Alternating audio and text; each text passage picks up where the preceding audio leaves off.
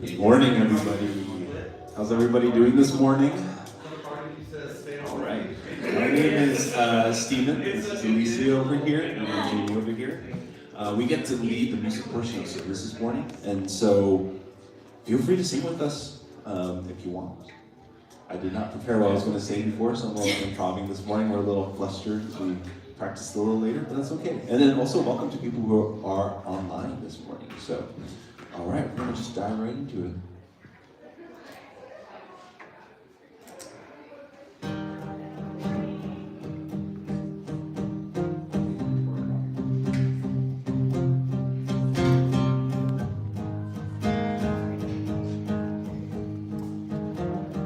God our Father,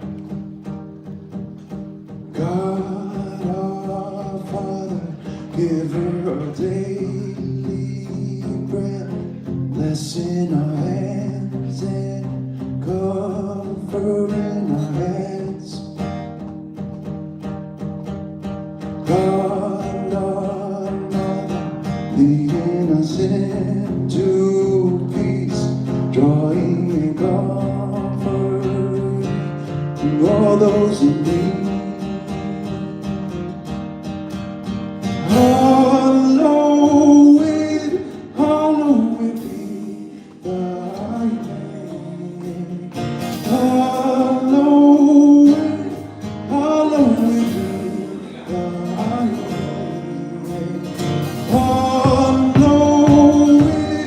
Hallowed be thy name.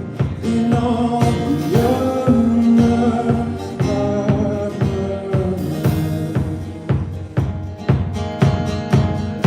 Jesus, God in our very stead, deliver us and grant places of rest. Jesus, save, grabbing us from the grave, cheating the fall and bringing the light of day. Hallowed be thy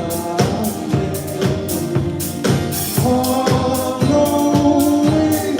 Hallowed be thy name. Hallowed be thy name. In all the earth.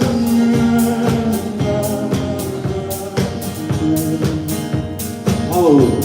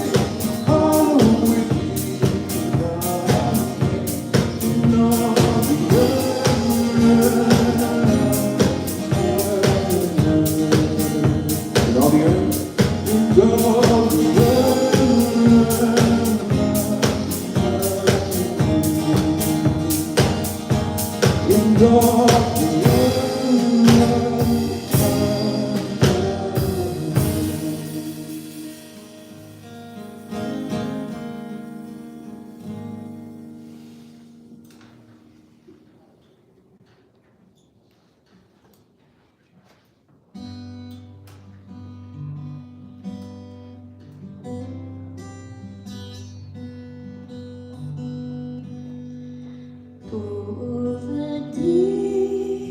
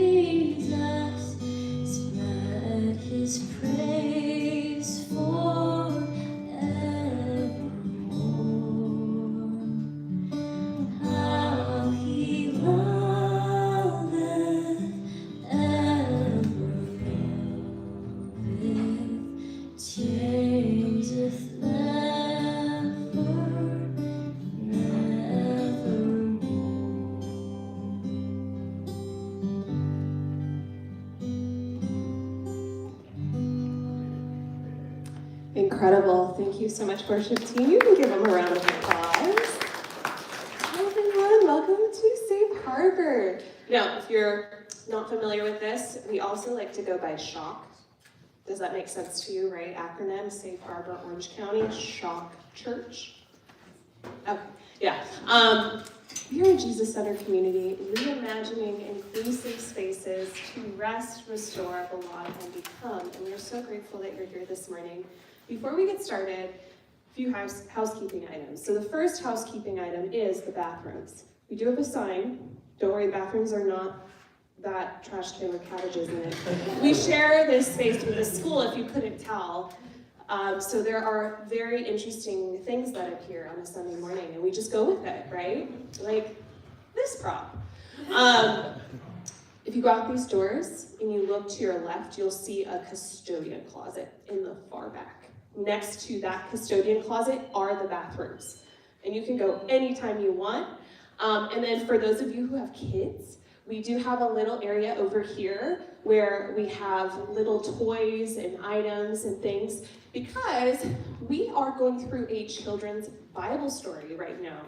And what we're doing is at the beginning, we're doing a little prayer for the kids, and then we are going to be reading the story together, and then the kids are going to be heading out with their leaders. So without further ado, I'm going to go ahead and get us started. So we are going to do something a little different today, because we are going to be talking a lot about mindfulness today in our sermon.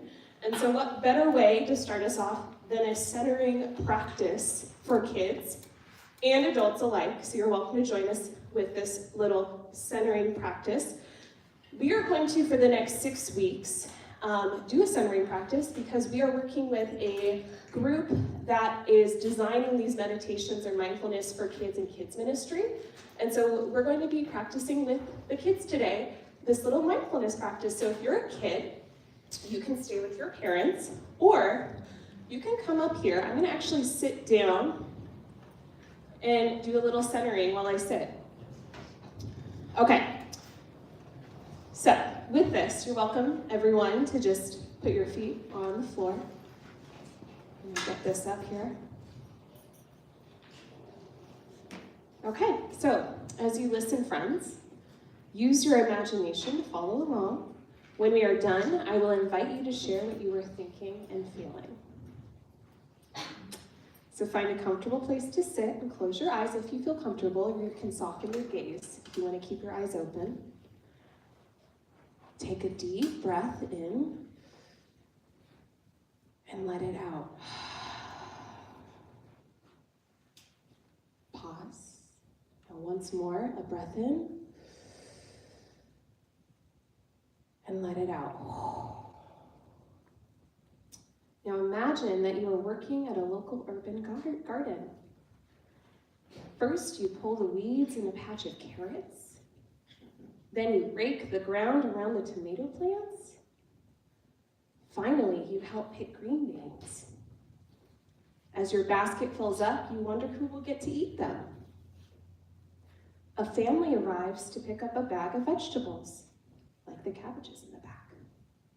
You ask if they live nearby. They tell you they took 2 buses to get here.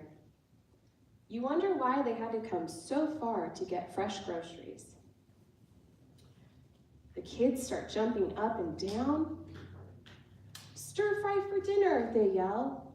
They tell you they usually have peanut butter and jelly sandwiches. You wonder why they have to eat sandwiches for dinner. You think about what is usually on your dinner table. Now take a deep breath again and let it out again. Open your eyes when you're ready. Interesting, huh? So this meditation was called, we're focusing here on food insecurity in this little meditation. So if anyone feels comfortable, especially kids, I wonder what you were thinking and feeling during that guided meditation. Would anyone like to share?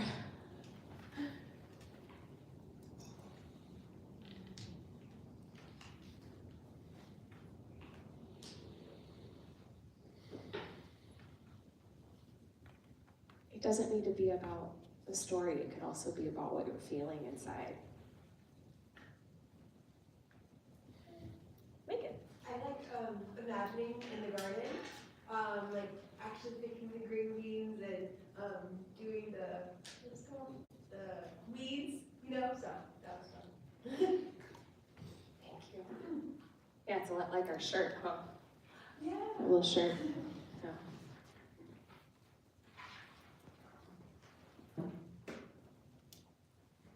Maybe one more person.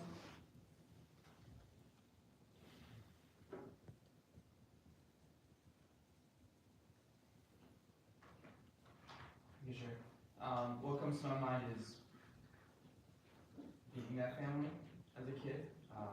Just like always eating rice and beans for dinner, which as a kid you just know that you have dinner. You don't really know the larger picture of mom and dad having to like, what are you gonna do?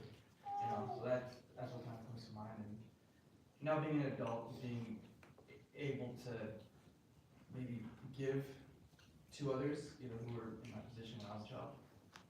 That's what comes to my mind. Amazing. Wow, thank you so much, Danny, for sharing that. Yeah.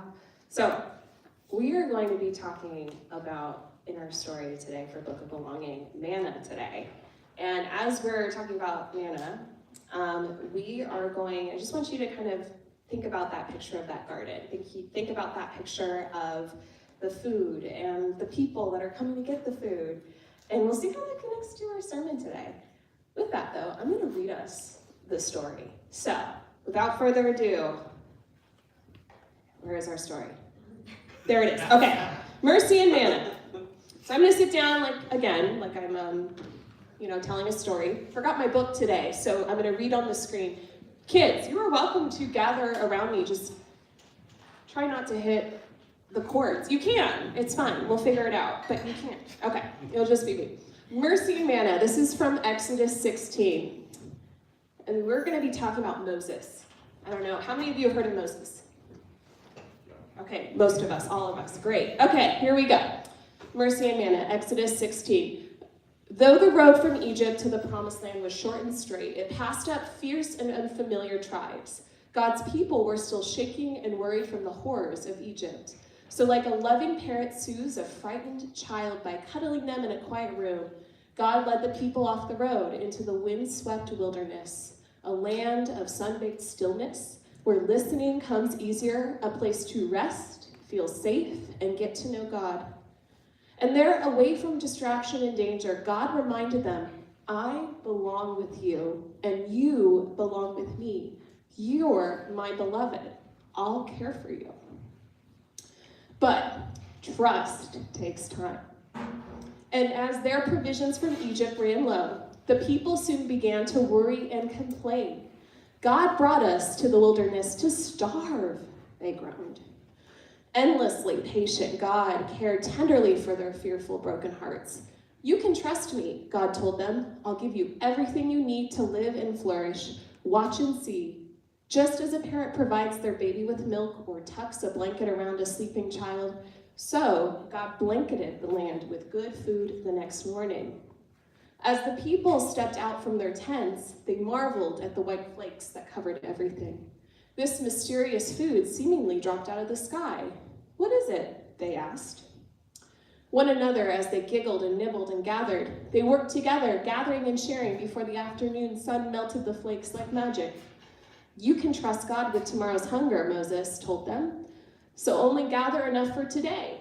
But God's people had been enslaved and were used to going hungry. Some of them did not trust God right away. They were scared and sad. Grabbing for God's gifts, they hoarded extra in their tents, but it just rotted and stank. There was only one day when the people were allowed to gather extra food, and it was for a very special reason. Gather double on the 6th day, God instructed. The 7th day is for Sabbath rest. Rest? This was a new idea for God's people. For more than 400 years, they had worked hard in miserable days. They were used to being tools in Pharaoh's power machine. They were used to doing, making. And now God was asking them to just be. Don't you know that I love you not because of how many bricks you can make? God seemed to be telling them. I love you because I made you. Nothing can stop my love. Rest requires trust. Just as they had to trust God to feed their bellies, they also had to trust God to feed their aching hearts, to fill them up and tell them they were loved for who they were, not just for what they could do. Morning by morning, they learned to trust God for the day's food. And week by week, they set aside a whole day just for resting. No more making and doing. On Sabbath, they played, sang songs, watched the stars, marveled and cried, and remembered and healed. And slowly, they released the ways of Egypt.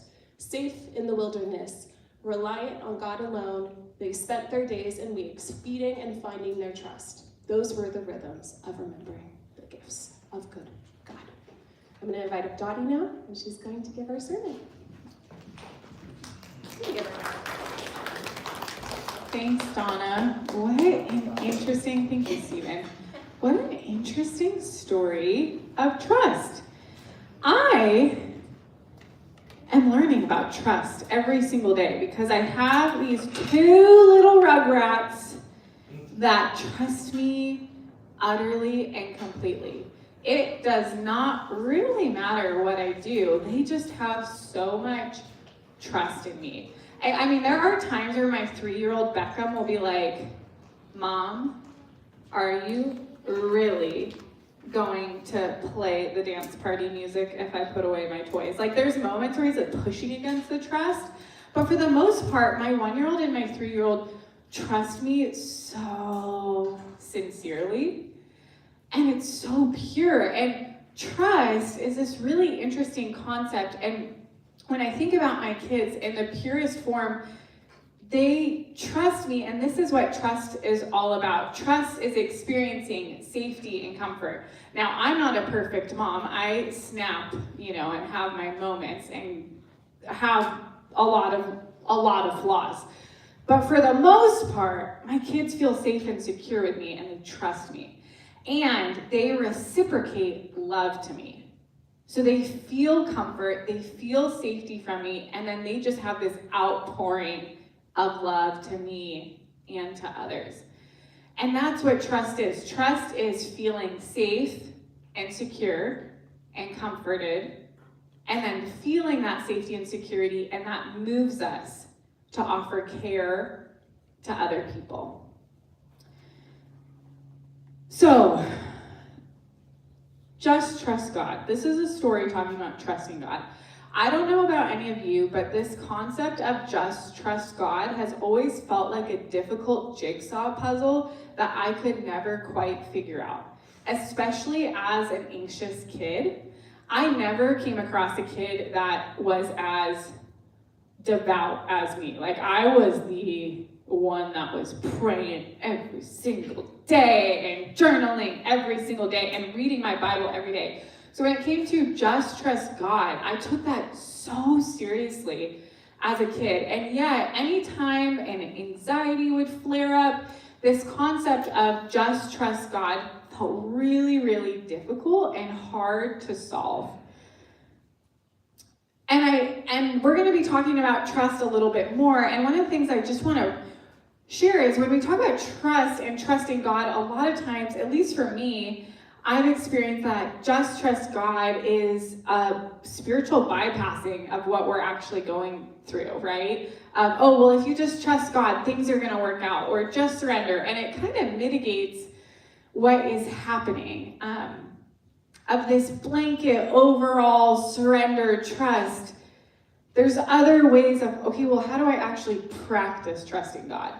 So this morning, I want to be talking about that, the practice of trust, not this blanket up in the sky, just trust God. I want to talk about these tangible moments, like my kiddos with me, of practicing trust.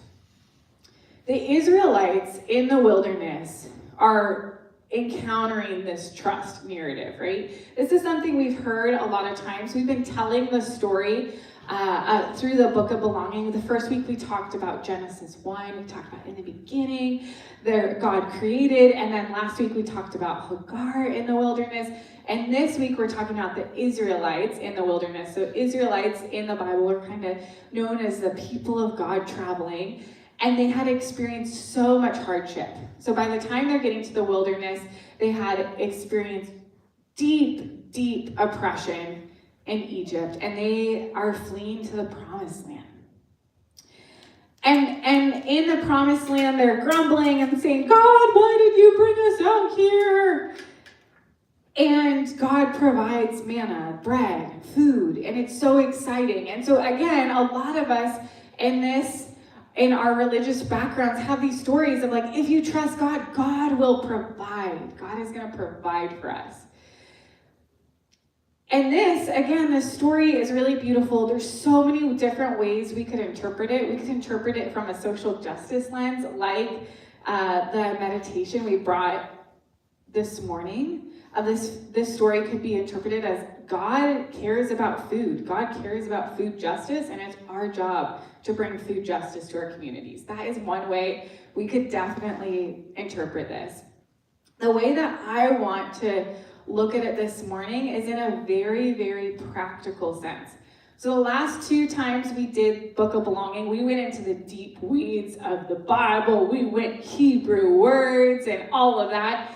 Today, we're going all practical. So this story is inspiring some practicality of how do we practice trust. And specifically, what does it mean to see that manna is food, but it symbolizes nourishment. It symbolizes security, comfort, safety. We're going to get more into that in a little bit. Right now, I'm going to have you turn to your neighbors. And if you are not in a chatty mood, we have this thing at Shock where you just do a thumbs down to your neighbors. So if you are here and maybe you came with a partner or just one buddy that you only want to talk to, just like do a motion like me and the buddy are just going to stick together. If you are here and you're not chatty and you don't want to talk to anyone, put a thumbs down. We're not going to be offended. And if you're here and you're up for conversation, turn to your neighbors, maybe maximum groups of 4, and talk about these questions. What has trust God meant to you? And what do you like about this phrase, and what do you struggle with? Yeah, so we'll take a couple of minutes and we're going to talk, and then we'll come back and do a little bit more on what trust means.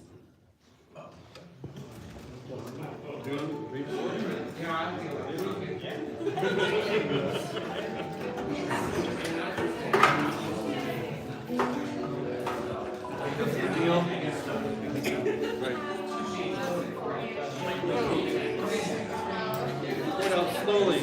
That's what I mean. Carcass is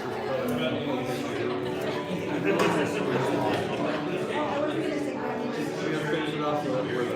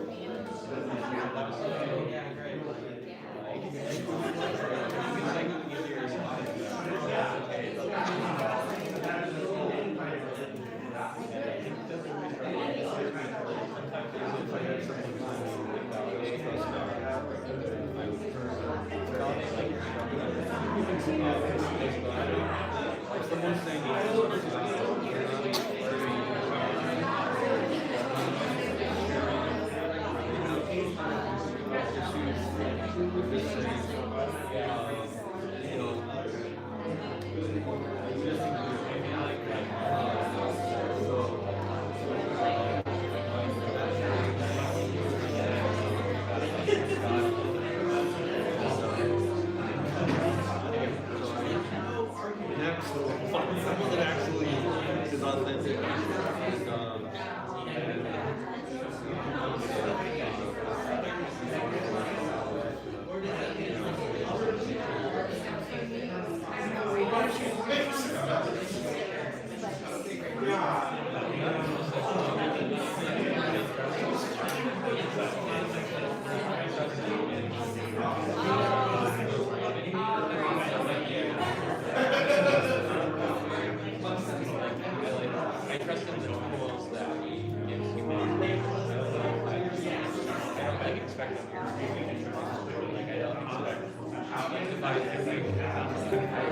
All right.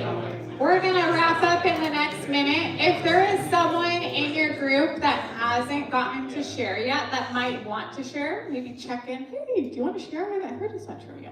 Yeah, and then we'll just take a minute to wrap up. Yeah, that hit a chord with me. I really don't like. I want action. I feel helpless. There's hopeless, and I need to do something. And there's saying just trust God is like, yeah, well, does things.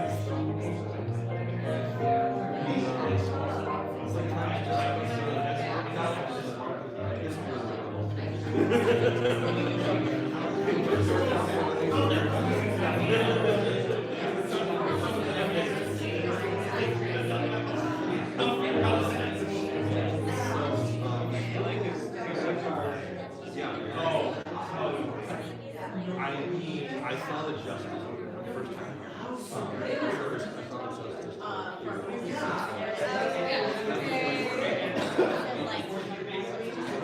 All right. Go ahead and finish what you're saying.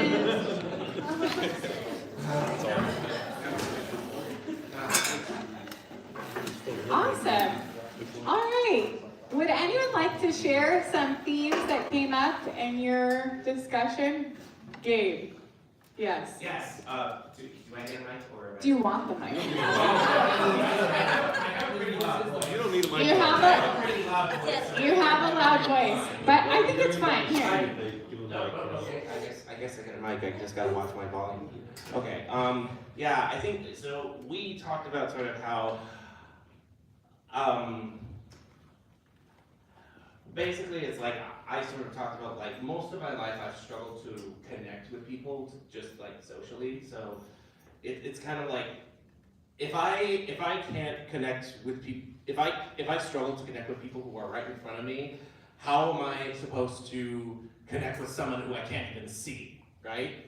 And the whole idea of trusting God is like sometimes like we both felt like sometimes our relationship with God often feels very one-sided. How it's like sometimes we pray and we don't hear anything back, and it's, you know, it's kind of hard to maintain a relationship when all you hear from the other party is radio silence. Thank you, Gabe. Thanks for that. Anyone else want to share?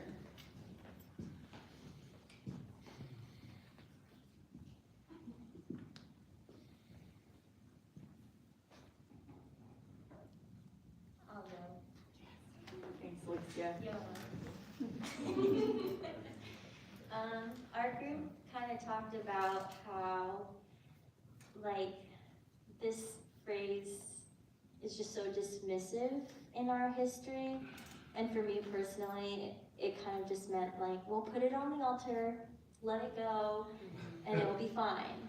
Whatever happens, happens. Like, if it works out, it was meant to be, it was God's plan. If it doesn't work out, then that was God's plan. But it was just very, like you push aside your own thoughts and feelings and just be like, oh, I just gotta relax.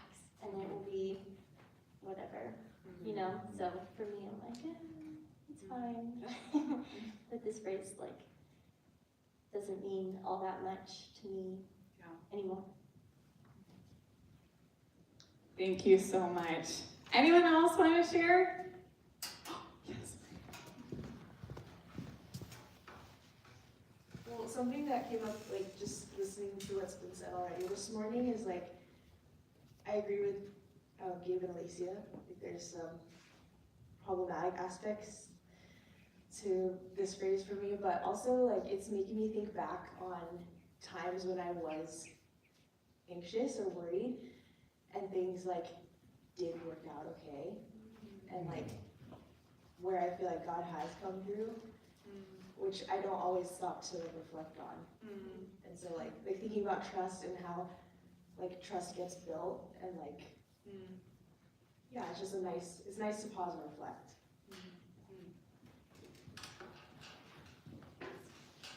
Awesome. Thank you all. That was really so rich. Trust is a really complicated thing that probably puts some alarm bells in some of us. Some of us might be like, ugh, there's so many reasons not to trust, right? Like, my kids have this pure trust in me. And largely because they haven't witnessed all of these areas in the world that are untrustworthy.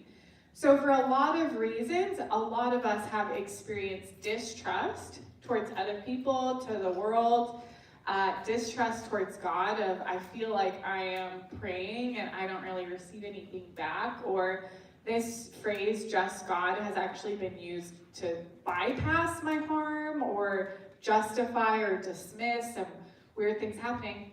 And then on the really positive side of it, there's also some beauty in surrender and trusting that God is with us, God's presence is with us in these highs and low moments. So this is a really loaded phrase. I am going to share a little bit about some of the research I do in psychology. So some of you might know that I am a pastor, but I also have spent many years researching psychology, and one of the areas I research is the neuroscience of virtues. So I work with a team of psychologists, and we have been researching trust and what is happening in our bodies when we talk about trust. Now, one of the things I'm not going to do is I'm not going to be talking about how do we trust God. I'm not going to be talking about, like, our relationship with God, but instead I want to reframe it and say, where is manna already present in our lives? Where in our lives can we look for anchor points and places of trust when the world feels so untrustworthy, right?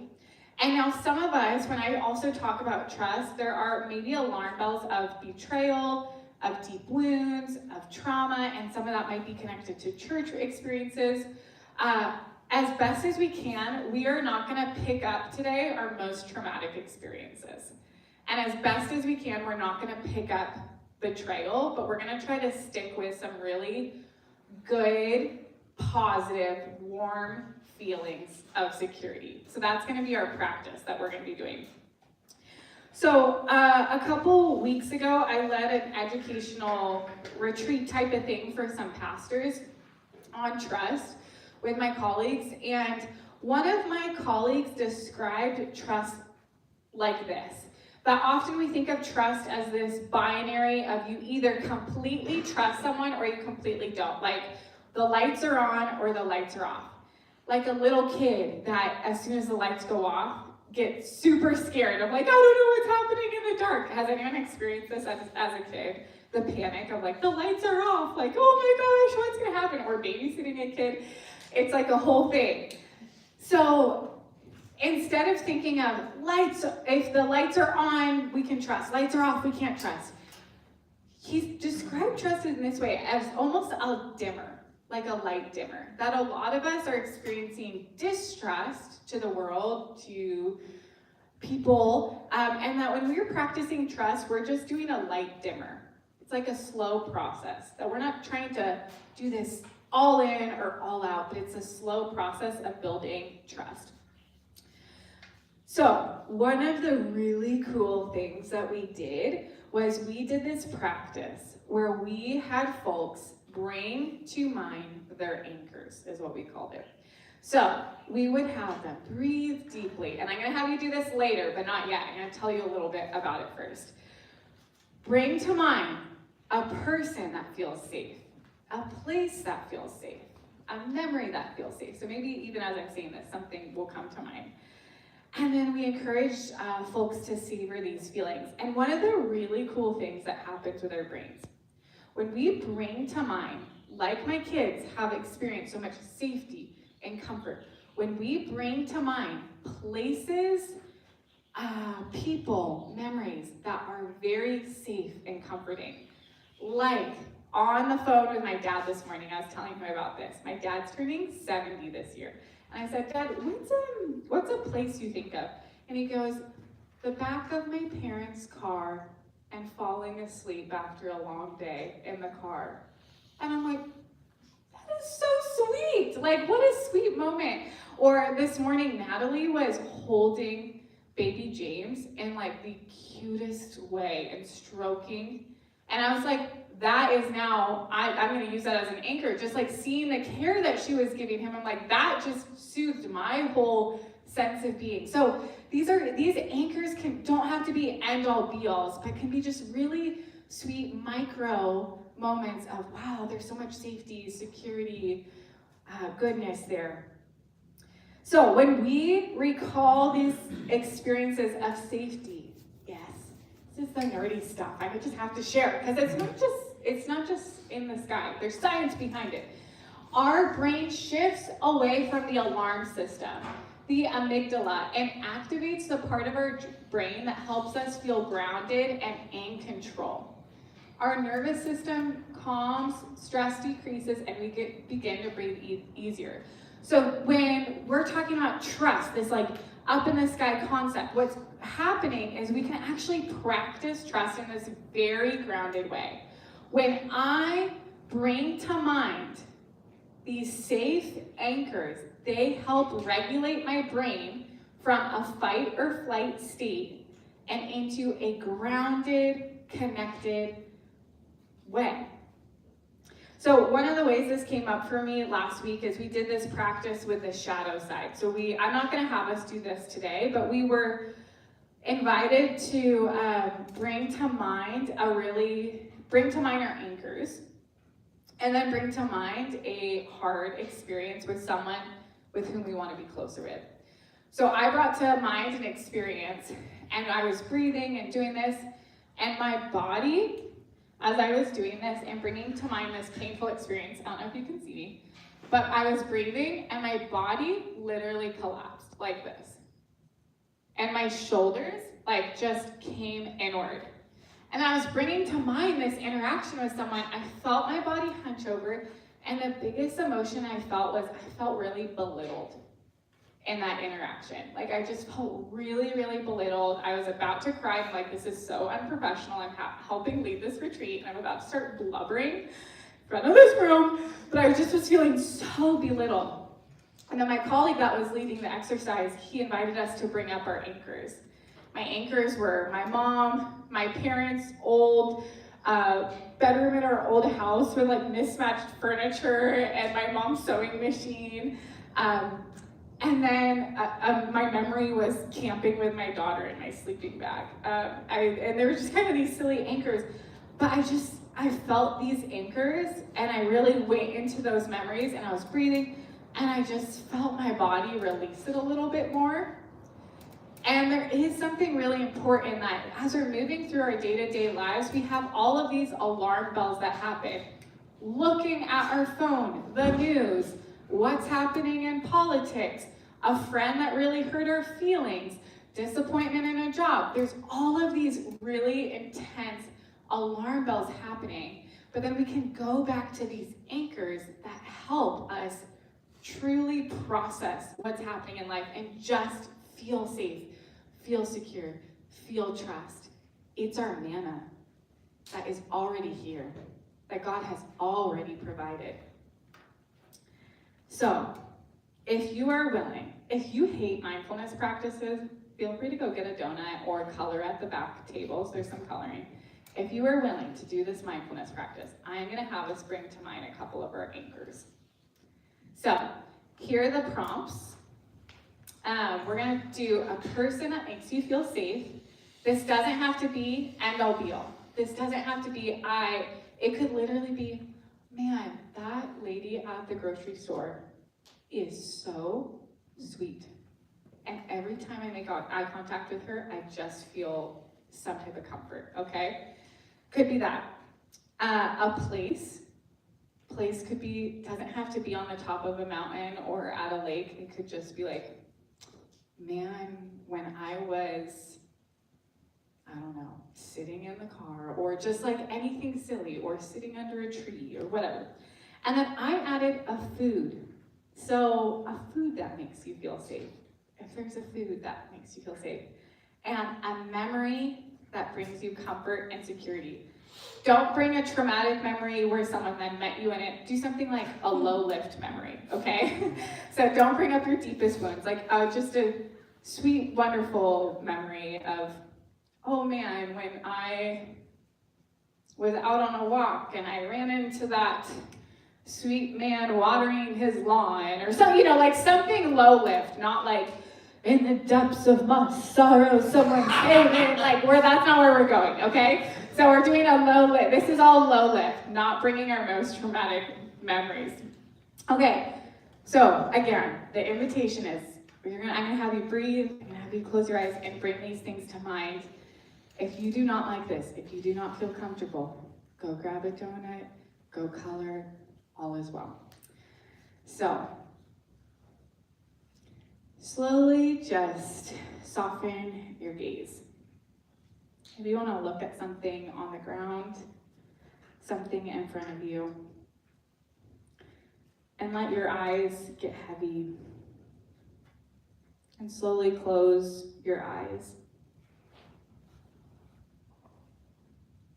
Find your breath. Breathing normally, but tuning in.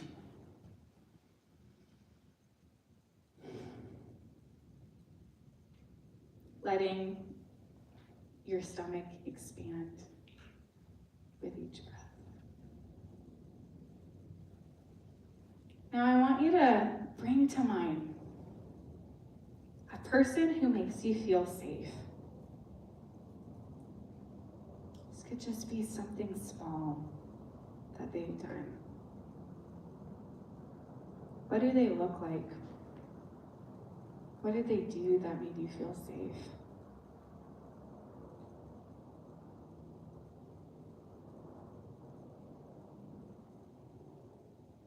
And what are you feeling as you think of this person?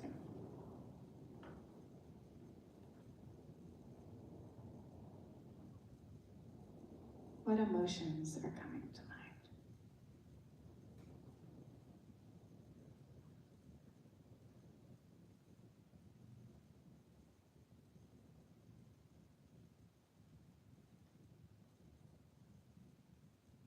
Now, let your imagination wander to a place that makes you feel at ease. This could be a real place or pretend, but a place that makes you feel at ease, calm, comforted. Bring to mind that place. Pay attention to the details.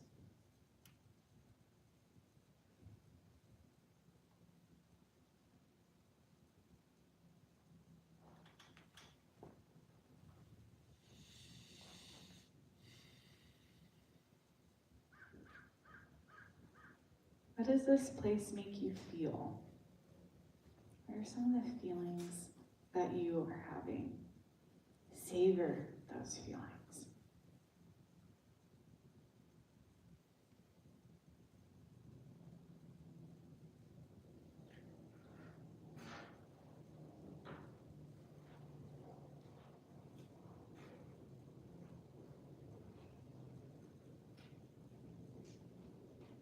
Keep tuning into your breath. Now, bring to mind a food that makes you feel safe. What's the texture of the food? Who made the food? What about this food makes you feel safe, comforted, supported?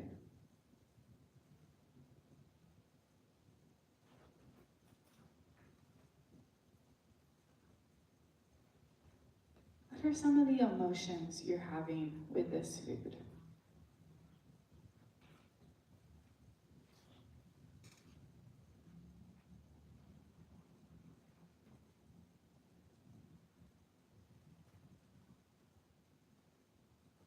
Savor it.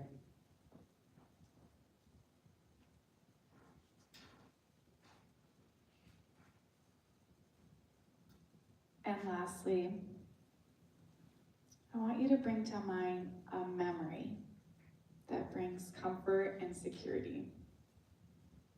Something dear, not problematic and wonderful. And if you find yourself wandering, just slowly come on back to a good memory that brings you comfort and security.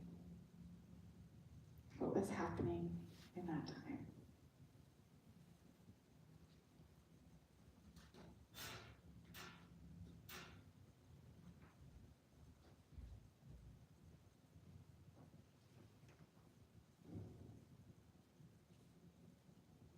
What are some of the emotions you have with that memory?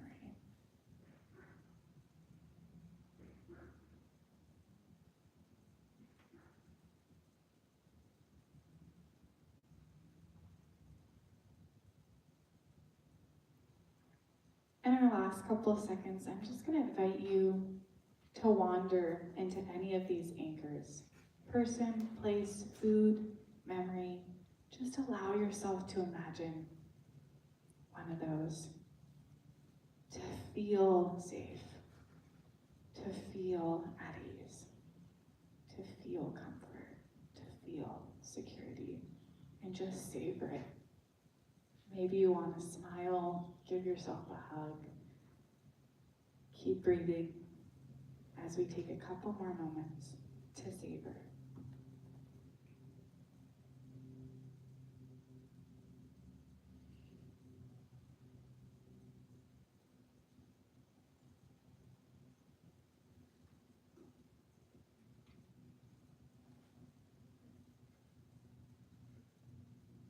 All right.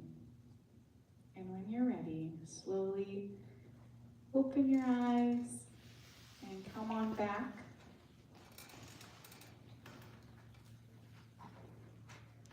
Thank you all for participating in that.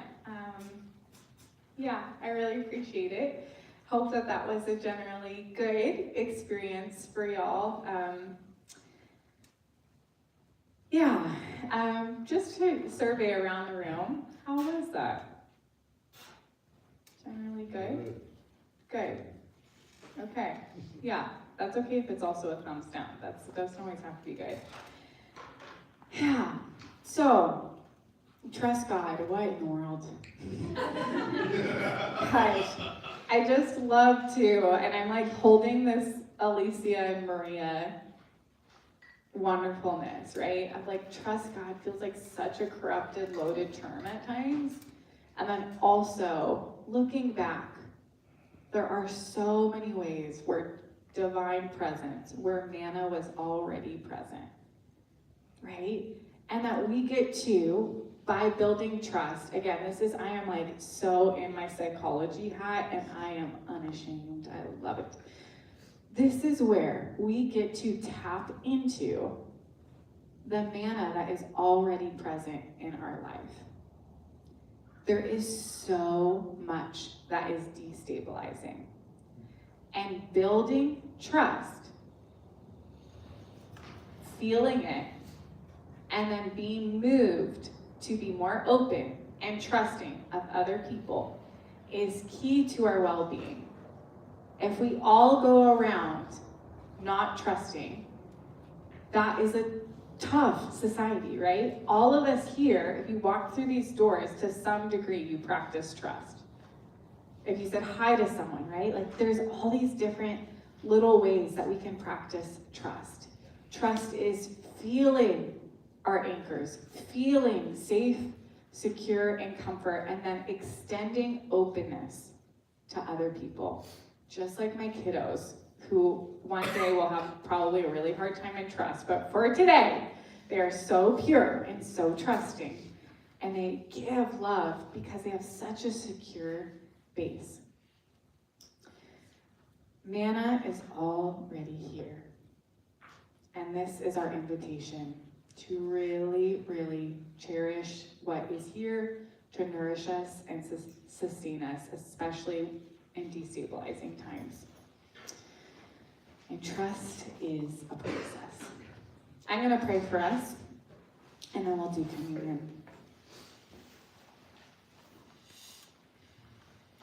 God, what an interesting story of your presence, your spirit providing manna. It's a story that has so much good, that you care about everyone getting food. You care about providing nourishment to all people, and yet in our day-to-day lives, we see all the ways in which food is not provided, manna is not provided. There's so much shortcomings in our world. There's so much heartbreaking, and yet we have these really tangible, practical ways where we can see that manna is already here. This morning, I just got to dwell and savor Natalie holding baby James. What a beautiful demonstration of safety, of security. Help us see that there is so much areas of trust that we can dwell in. Help us not to go into it has to be an all or nothing thing, but that in these little ways we can practice trust so that we can extend more love, more warmth, more openness to people. Spirit, be with us. Amen. We are going to move into a time of communion. We have some folks that pass around communion stuff. If you need it, just raise your hand and they'll come over to you.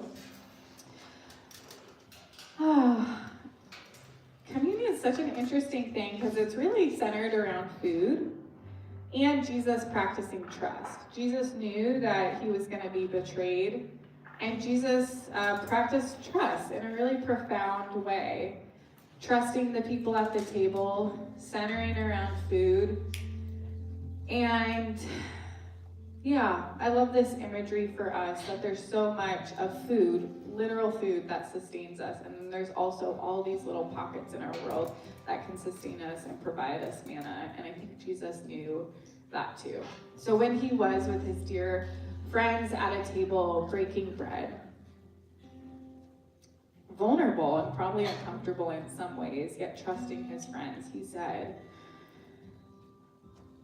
"This is my body, broken for you.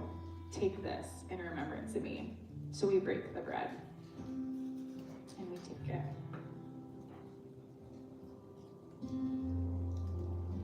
And in the same way with the wine, Jesus said, "This is my blood, poured out for you.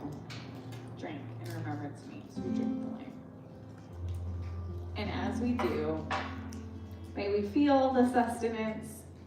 May we dwell in the sweet anchors of our life, in the manna that is already here, and keep wrestling with what it means to trust.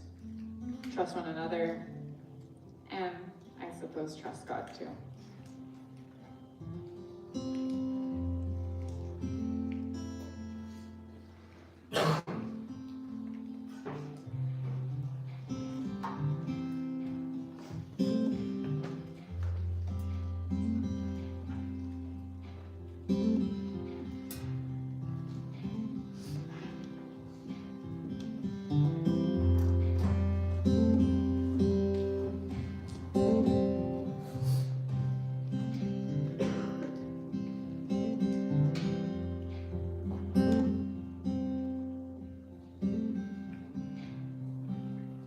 I was gonna say something and then I started playing and I was like, oh, I don't think I can say that while I'm playing, so I'm just gonna stop. But one of the things about this next song is based on some Psalms 23. I like the image of God being our shepherd, and there's certain parts of this song where it's kind of like God taking us through nature, right? In fields green, with quiet streams, and then there's just like those highs and lows of the valleys and the peaks. And so as we sing this next song, hopefully it's just kind of a visual representation of what that experience or what those anchors might be for you. Maybe this is hopefully just a song that kind of represents that safe place. Maybe it's not, and that's okay too. So as we sing this, or as we just kind of sit in it, hopefully that can kind of just bring up some more of what Dottie was talking about, being mindful of those anchors.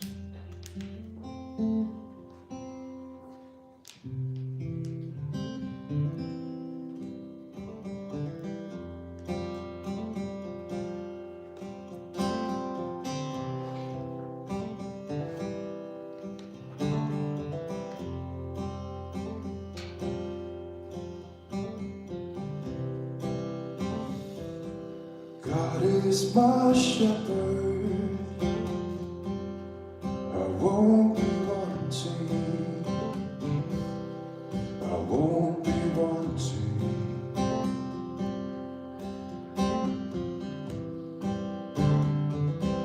He makes me rise, fields of green, with quiet streams.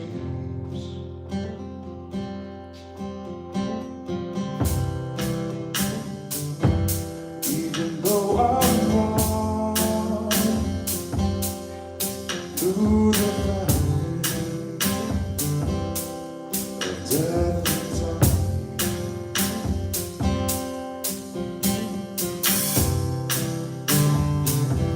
I will not fear, 'cause you are with me,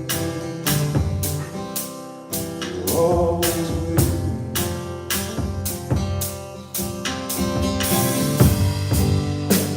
The shepherd's staff comforts me.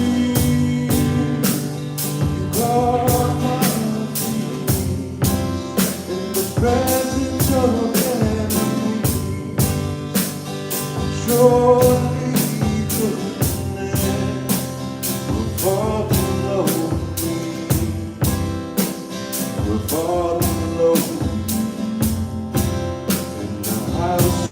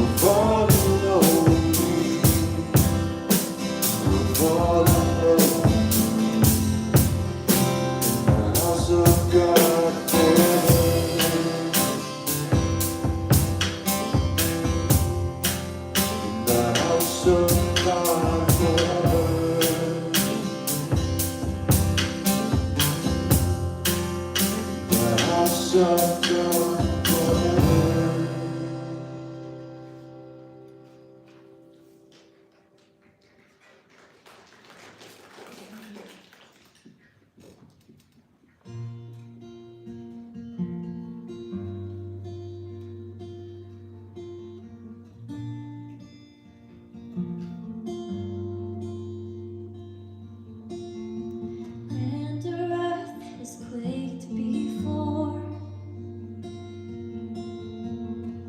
moved by the sound of their voice. Seas that are shaken and stirred can be calmed and broken from our regard. Through it all, my eyes are on you. Through it all, it is well. Through it all, my eyes are on you. It is well with me.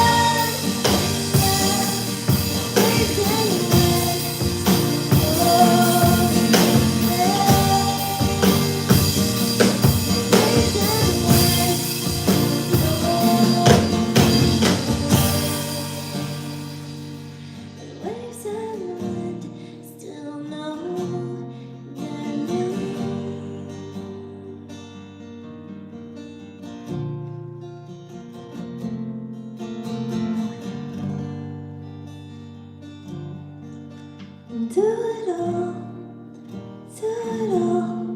My eyes are on you. And do it all, it is well. And do it all, my eyes are on you. And it is well with me.